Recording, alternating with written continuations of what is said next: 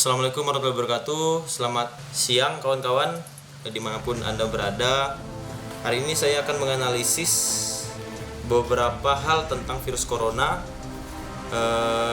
terkhususnya yang ada di Indonesia. Tapi kita nanti akan membahas tentang virus corona yang ada di dunia, penyebarannya pertama kali, di mana dan mengapa bisa tersebar ke seluruh dunia.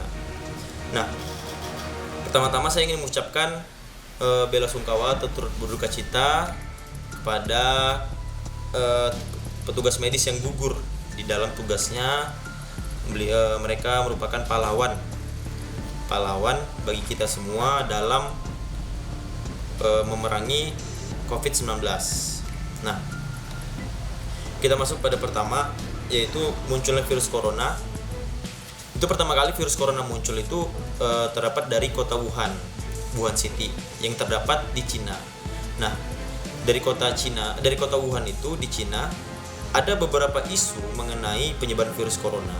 Yang pertama itu isu tentang penyebaran virus corona melalui hewan, yaitu dari pasar ikan yang ada di Wuhan, sehingga tertularlah kepada manusia yang memakan hewan dari pembelian pembelian dari kapal ikan tersebut. Nah, penyebaran dari mana? Dari kelelawar.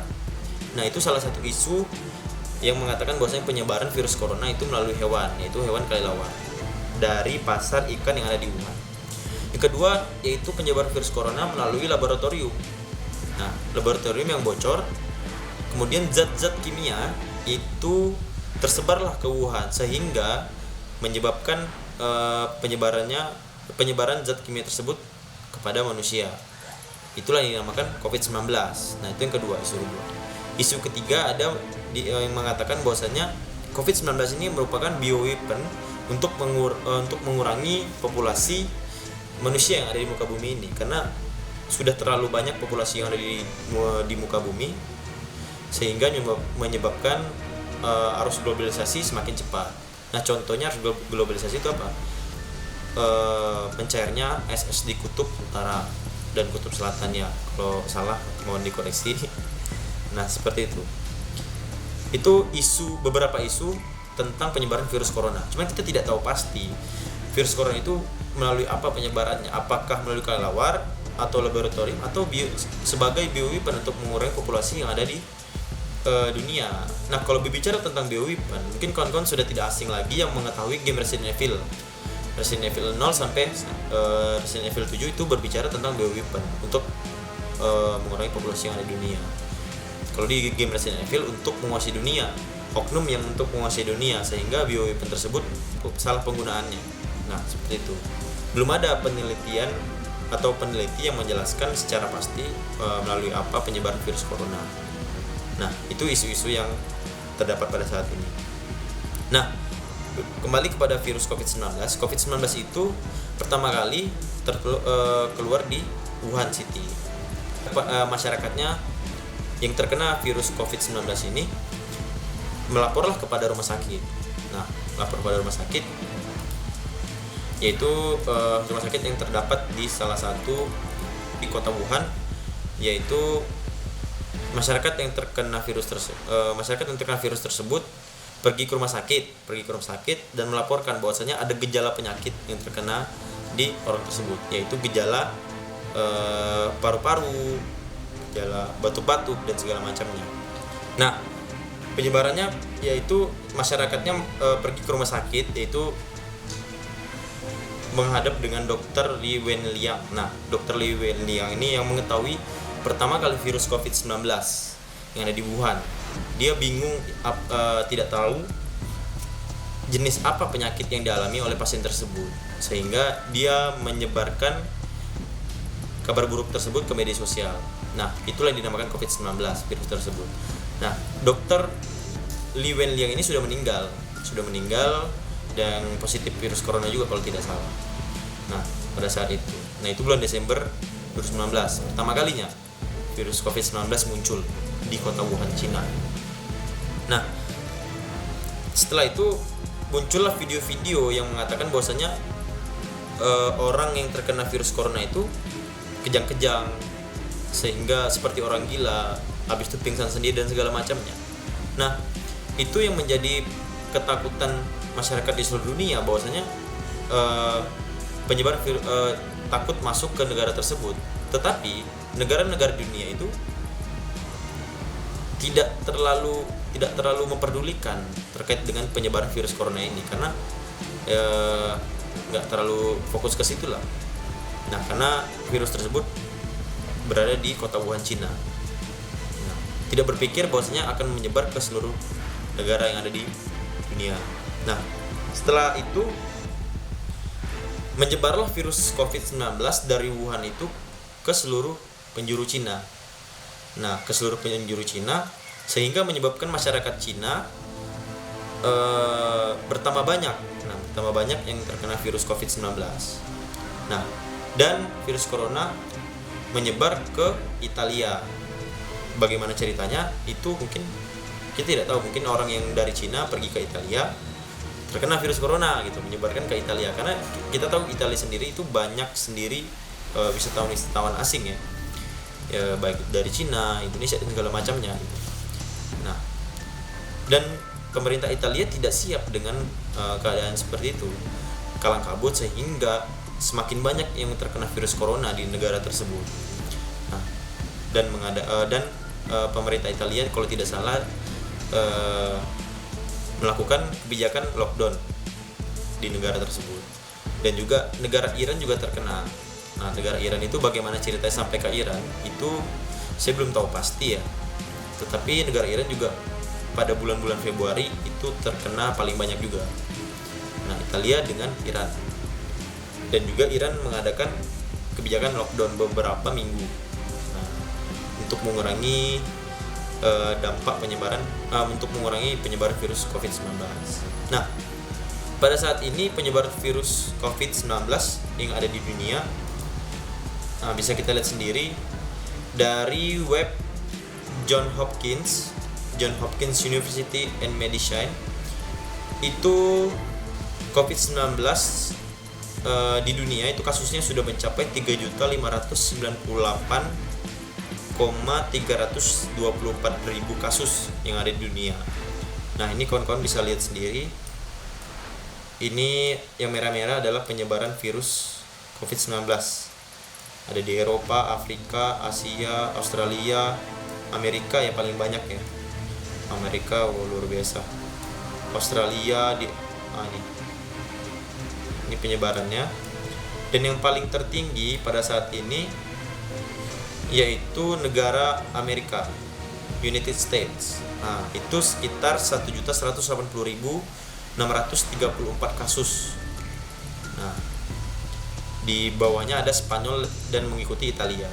Yang paling tersikit itu ada Komoros dengan 3 kasus yang positif corona. Di atasnya ada Western Sahara, Bhutan, Papua New Guinea. Itu ada 8 Papua New Guinea ya. Indonesia itu saat ini data terupdate ya, itu 12.071 kasus.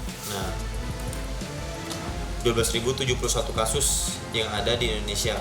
Itu update-nya tanggal 5 Mei ya, 5 Mei 2020 baru. 12.071 kasus, dirawat 9.002 orang, meninggal 872 orang, sembuh sekitar 2.197 orang. Yang paling banyak itu daerahnya yaitu Provinsi DKI Jakarta, 4.687 kasus positif corona. Diikuti di Jawa Barat, Jawa Timur, dan Jawa Tengah. Nah, setelah itu terkait dengan penyebaran virus corona ini, dampaknya bukan hanya di bidang kesehatan yang kita analisis ya, tapi juga di bidang ekonomi juga terdampak di negara Indonesia, dan sebagian besarnya itu kepada usaha-usaha kecil menengah. Nah, UKM yang terkena dampak, karena UKM yang kita ketahui bahwasanya mata pencahariannya itu dari jualannya gitu, jualan perharian berapa. Nah, tetapi kalau misalnya tidak ada orang yang membeli dan penjualannya pun dibatasi dengan pemerintah, sehingga dampaknya akan terkena kepada UKM gitu di daerah masing-masing. Nah, itulah seharusnya pemerintah hadir gitu untuk mengurangi dampak virus corona terhadap masyarakat di kota Indonesia. Nah, hadirnya pemerintah pada saat ini memberikan beberapa kebijakan. Yang pertama tentang PSBB. PSBB pada saat ini juga menimbulkan permasalahan ya. Salah satunya di Kota Pekanbaru misalnya. Pekanbaru itu juga mengalami permasalahan terkait PSBB-nya. Ya secara pastinya kita nggak tahu masalahnya apa, tetapi yang saya tahu masyarakatnya mengeluh tentang PSBB yang dilakukan di Pekanbaru. Nah, pemerintah juga itu pelin-pelan ya. Kenapa saya bilang pelin-pelan? Salah satunya yang di luar, karena saya mahasiswa, salah satunya itu kebijakan tentang pengurangan UKT. Nah, yang terkena dampak virus corona ini kan juga mahasiswa gitu. Mahasiswa punya orang tuanya juga bekerja. Ada yang bekerja sebagai PNS, ada yang bekerja sebagai pengusaha, ada yang berkebun dan segala macamnya. Nah, sehingga mahasiswa juga terdampak lebih serius gitu. Yang terkena virus corona ini dampak ekonomi, dampak ekososial, dan dampak pendidikannya. Nah, terkait dengan dampak ekonominya, mahasiswa pada saat itu kemarin sekitar bulan Maret atau April, pemerintah mengeluarkan kebijakan tentang penurunan biaya SPP. Nah, khususnya di UIN, Universitas Islam Negeri di seluruh Indonesia. Karena UIN ini kan di bawah Kemenak. Nah, UIN ini Kemenak ini mengeluarkan peraturan tentang pengurangan pembayaran UKT. Ada namanya uang kuliah tunggal, itu yang di setiap negeri namanya UKT. Pengurangan sebesar 10% dari jumlah UKT yang dibayarkan tiap semesternya dari mahasiswanya. Jumlah UKT-nya berapa dikurangi 10%. Tetapi beberapa minggu kemudian Kementerian Agama juga mengeluarkan gitu peraturan bahwasanya yang pemotongan 10% itu tidak jadi gitu. Nah, di sini kita melihat bahwasanya pemerintah itu pelin-pelan dalam mengambil kebijakan. Nah, yang kedua, pemerintah juga tidak dapat memenuhi kebutuhan masyarakat. Masyarakat disuruh di rumah, disuruh PSBB dan tidak keluar kemana-mana. Tetapi pemerintah juga tidak bisa memenuhi kebutuhan masyarakat tersebut yang berada di rumah. Sehingga masyarakat kalang kabut, kelaparan. Ada juga yang kelaparan yang sampai mengeluh terhadap kebijakan pemerintah. Nah, seharusnya pemerintah hadir gitu dengan menerapkan kebijakan PSBB di rumah aja, tidak kemana-mana jika tidak perlu. Juga pemerintah memenuhi kebutuhan terhadap masyarakat yang terkena dampak. Nah, seperti itu. Dan juga pemerintah menghadirkan beberapa bantuan ya, beberapa bantuan yang terkena virus corona itu tidak tepat sasaran. Nah, saya tidak tahu metode apa yang digunakan pemerintah daerah ya, pemerintah daerah seperti misalnya pemerintah daerah Tanjung Pinang ini tempat saya, itu tidak tepat sasaran karena metodenya kita tidak tahu seperti apa, sehingga waktu pembagiannya itu mengalami atau menimbulkan kerumunan masyarakat yang untuk mengambil sembako tersebut. Nah, itu salah satunya di Tanjung Pinang itu menimbulkan seperti itu. Nah, itu kebijakan pemerintah harus mengambil keputusan atau kebijakan yang sigap lah. Dari bidang ekonomi, kita pernah melihat bahwasanya nilai tukar rupiah kepada dolar US itu sempat mencapai 16.000 lebih angkanya. Nah, kenapa kita tidak mengalami krisis moneter? Seperti yang kita ketahui bahwasanya krisis moneter tahun 98 itu nilai tukar rupiah dari dolar US ke rupiah itu sekitar 16.000 lebih. Nah, kenapa kita tidak mengalami krisis moneter? Karena nilai tukar rupiah pada saat tahun 98 dan pada saat sekarang itu berbeda. Nilai tukarnya berbeda, sehingga kita tidak mengalami krisis moneter. Tetapi jika nilai tukar rupiah kepada US dollar itu mencapai 20.000, nah mungkin bisa jadi kita mengalami krisis moneter yang luar biasa. Nah, seperti itu. Nah, terkait dengan dampak ekonomi yang kita alami di Indonesia, juga salah satunya perusahaan-perusahaan itu mem-PHK pegawainya, sehingga pegawai-pegawai yang bekerja di perusahaan tersebut tidak mendapatkan pekerjaan kembali. Nah, terjadinya pengangguran yang melunjak terkait dampak COVID-19 ini. Nah, pengangguran yang melunjak sehingga yang pengangguran tersebut tidak mendapatkan penghasilan. Nah, ini juga berpengaruh kepada ekonomi di Indonesia. Nah, seperti itu. Itulah kenapa tidak krisis dan dampak ekonomi yang ada di Indonesia.